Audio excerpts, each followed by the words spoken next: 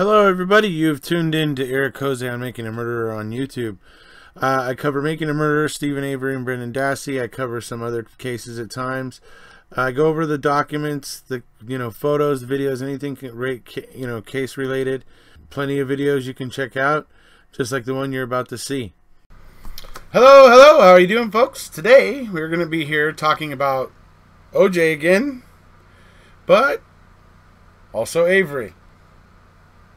Reason why that is some of you may realize I was doing some OJ videos here the last few days or whatever, and on the most recent one I did, the last one I did, I had somebody come on there and asking me, like, wait a second, if you believe that Avery is innocent or deserves a new trial because police misconduct and that sort of thing, how can you think that OJ's guilty? Fair question. Can't say I blame him for asking it. So I will go ahead and give my answer to that question. There's a few reasons, really. Mainly, there's one big thing, and that is that the DNA evidence is there in the OJ case. It was, everywhere. It was collected. Multiple samples were tested and verified as being, Nicole's or Ron's or OJ's. So there's plenty of evidence of blood and a crime taking place. All we have in the Avery trial is the mysterious bullet. That's all we have of the victim's blood. Maybe it was blood, and they say it was blood, so we'll say it's blood, but, still, it wasn't visible on that bullet. And you guys all know how I feel about the bullet. I've explained it many times why that bullet is just an odd duck. It's just an odd duck. It doesn't belong where it was found. It shouldn't have been found clean and shiny. Anyways, I'm not going to go into that right now. So, that's one major difference between the OJ case and the Avery case, is that, number one, the evidence is there in the OJ case. Okay, it was tested. There's a trail that leads from the crime scene in the Bronco to OJ's at Rockingham in the driveway, going up to the door, and then there's a bloody sock upstairs. So, you have a path and a logical progression of things. So these are things that were collected and tested, and they make sense, right? So that's one reason why I can look at the OJ case, even though Mark Fuhrman is a horrible racist, an absolutely horrible racist, even though he is that. I find it hard to believe that even if he was just like completely motivated to completely pin this on OJ, if OJ was innocent, I think he would have had trouble pulling it off. One reason why is that they did not have access to OJ's blood until the day after the murders. So it had been the next day. So if they didn't have OJ's blood until the next day, how could they have put it on the Bronco? So this is some of the things that why I can look at it and go, yes, even though Mark Fuhrman is a horrible racist and everything, I think the evidence still rises above his idiocy.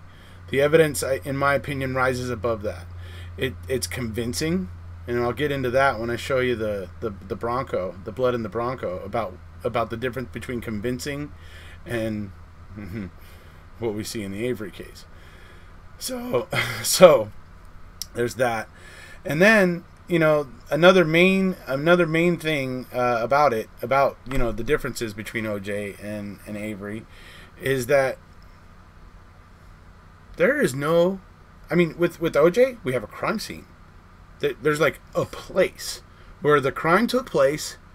All of the carnage and everything that was part of that crime is evident in that crime scene, and there's no doubt that that's where it took place, and so the evidence that was collected could be trusted and counted on, right? We have that in the OJ case. We don't have that in the Avery case. Okay? In the Avery case, all we have is, well, from a confession that was absolutely coerced from Stephen's nephew 5 months after this all happened. Okay? Only from that coercion confession, do we get a narrative about the trailer and the garage and they were raping and killing and stabbing and cutting hair and shooting Teresa in 2 different places and all that. And then all that stuff comes out like 5 months later, and then that suddenly becomes what they're going to say. So that means, I mean, there's nothing to suggest that it ever took place. There's no scene where all of this supposed carnage took place. That's a problem in the Avery case. Well, it's a problem for me. It's not a problem for some people out there. Trust me, I can tell. I see a lot of them on my channel. There's a lot of people out there that doesn't seem to matter to them. I'm not one of those people. It matters to me. I don't see a crime scene, and then I see evidence that looks freaking odd. Every bit, every piece of it has just odd aspects, odd, dimensions. It's just weird, this case, and the way the evidence looks. That's not an accident. So that's some of the differences between OJ and Avery, is that with OJ, the evidence is a bit more clear cut. With Avery, the evidence is just odd and in weird places. And anyway, so we'll get into that a little bit as we go on here. But basically, to get to the point here of what I'm getting at is one of the main differences between O.J. Simpson and the Avery case is this right here. And this is the crime scene at Bundy. This is where Nicole Brown Simpson and Ron Goldman were found murdered. And you notice about this crime scene, right? Something that's unique about it that isn't in the Avery case. You see all this blood and evidence that there was a bloody struggle and that sort of thing. Yeah, that's what the OJ case has that the Avery case doesn't. Now, there are some of those that will try to tell you, oh, the burn barrel's a crime scene, the fire pit's a crime scene, the RAV4's a crime scene. No. None of those things explain how or what happened, where it took place, where did all of this carnage go down, where did it happen? Because none of those things that some of these people like to try to suggest as crime scenes, none of those suggest how or where this really happened. And which goes along with my other issues with the Avery evidence. But for those who were wondering what is some of the unique differences between OJ and Avery, and why I can make the determination that I feel that OJ is guilty, I have a crime scene here. I have a crime scene that I can look at and go, yeah, there's something happened right here. This is how it happened. I have no doubt of that. And no matter how much the officers in the case screw up and whatever, I can see this. It's there. I can analyze it, and I know it exists. Whereas in the Avery case, I have no idea where Teresa Halbach was attacked or by who. All I know is that everything ended up on Avery Salvage. That's what I know in the Avery case. Okay, so we've established that in the OJ case, there is a crime scene, obvious crime scene where it took place. There's basically a path that leads out of that crime scene. There's blood in OJ's Bronco, mixture of his and Ron's and Nicole's. And then that Bronco ends up at Rockingham, and then there's drops in the driveway, and there's the bloody sock upstairs, like I said. So it shows a progression. It shows essentially a series of events. All right? That's one thing that OJ has. The OJ case has that the Avery case does not. Okay? So that's the one main point. Now we're going to get into, both cases have a vehicle with blood in it. Okay? And in both cases, you have allegations that it was planted. Okay? So, for me, in the OJ case, when I look at the blood in the Bronco, it looks legitimate to me. It doesn't look weird. It doesn't look like somebody went in there with a Q-tip. It's not drops in very odd places that aren't around the area where you would actually be sitting and driving and touching the transmission shifter, and it's not there. It's in a rear passenger door jamb, and just in the strangest, oddest places. And it's just completely weird. And then you got the little Q-tip squiggle over by the ignition, but it's actually about 4 inches away from the ignition, because the ignition's on the steering column. So where this little squiggle is, I mean, it's the blood in the RAV4 is such a ridiculous joke to me. And I will post the link to my the blood in the RAV4 is a ridiculous joke to me video in the info below. But yeah, so I'll put that down there for anybody that wants to go check out, kind of how much further I go into that. But basically, yeah, most people know, I think, that the blood inside of the RAV4 is a freaking joke.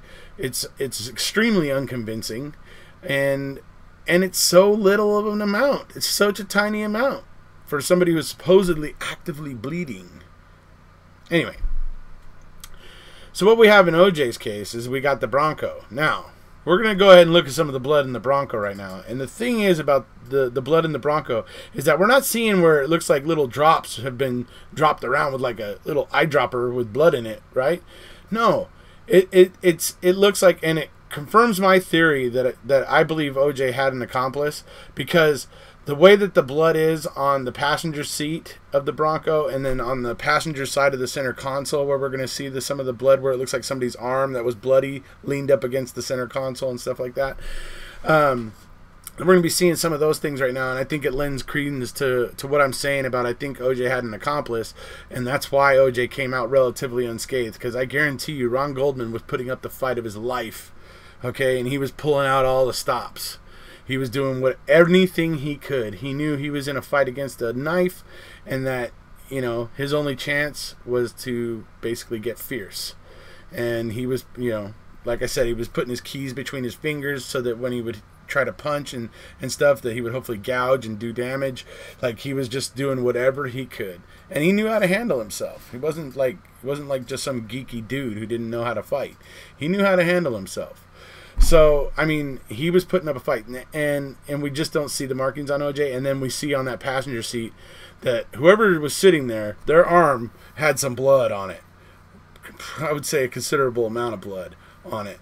And so it leads me to believe that OJ's accomplice is the one that took on Ron, and most likely took most of the damage in this, while OJ was over there dealing with Nicole. Most likely. That's my guess on it. But I think it's an educated guess, because like I said, we just don't see any damage on OJ other than that thing on his finger, and there even is apparently some evidence that he did actually maybe cut it on a glass in Chicago.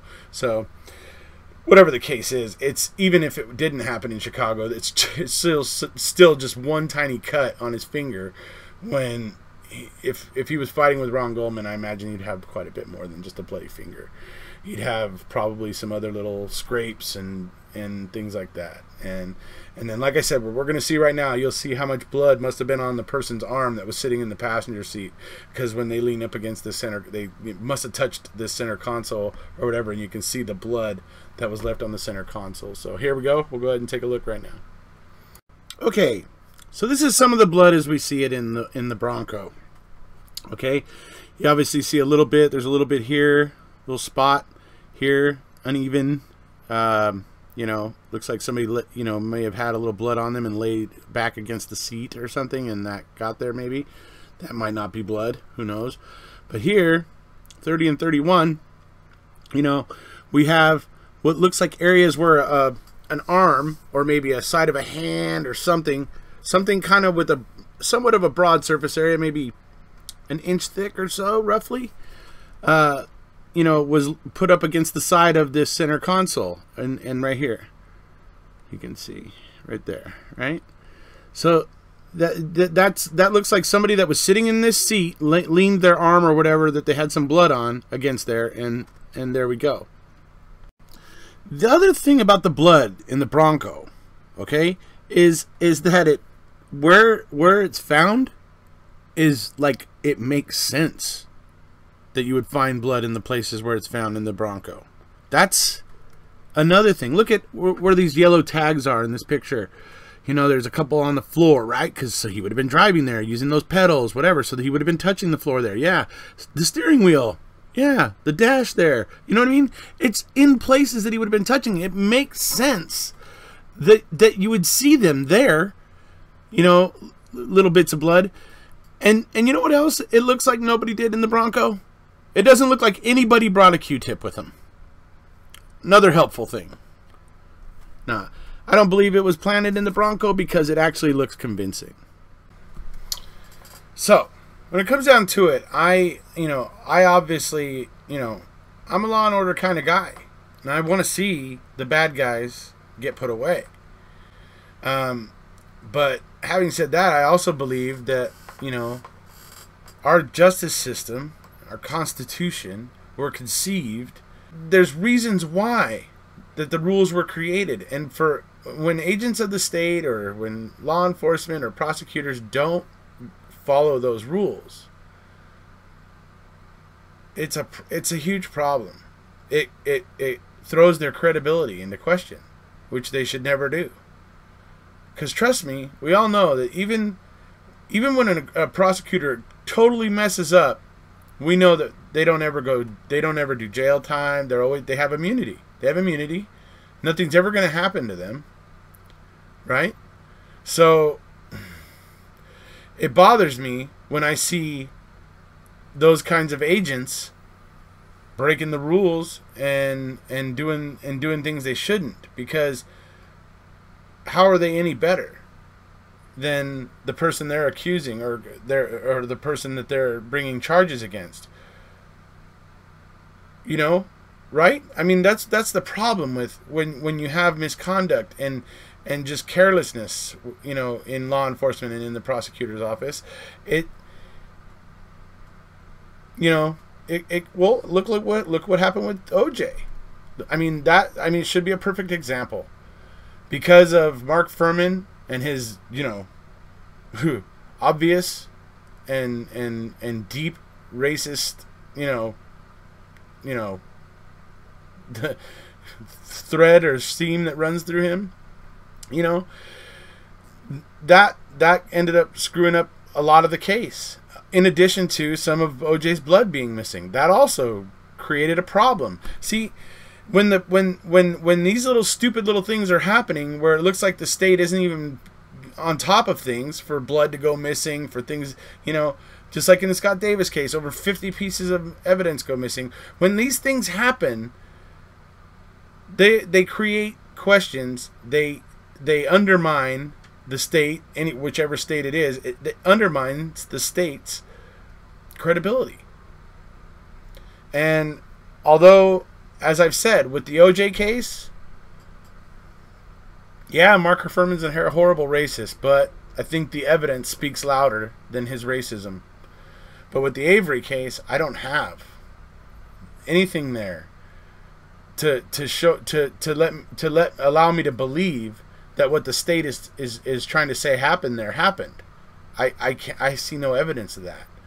And when I see no evidence of that, I wonder what they're doing. And then when I go into the case reports for, the Avery investigation reports and the trial transcripts and stuff, it's like you just find more and more stuff where you're just going, what the hell? I mean, just so much stuff. I mean, I'm over 300 videos now. There's just so many things to talk about. It's ridiculous. That's the difference between OJ and Avery. OJ has all the things that are needed, really. There's a crime scene, a logical progression of how, OJ and his accomplice, fled the scene and they were in the Bronco. And then there's, like I said, the logical progression of a series of events that can pretty much be shown. But with Avery, it's all like, oh yeah, this is what happened. And then, oh yeah, we found these bones over here.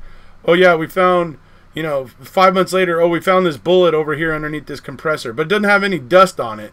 from when we jackhammered the floor looking for Teresa's blood in the crack in the garage floor. It doesn't have any of the dust on it, but here it is, and it has, and then it ended up having Teresa's DNA on it, but it wasn't visible. Couldn't see any blood or anything on it, but and then it ends up having Teresa's DNA. So you have all these fishy things that don't wash.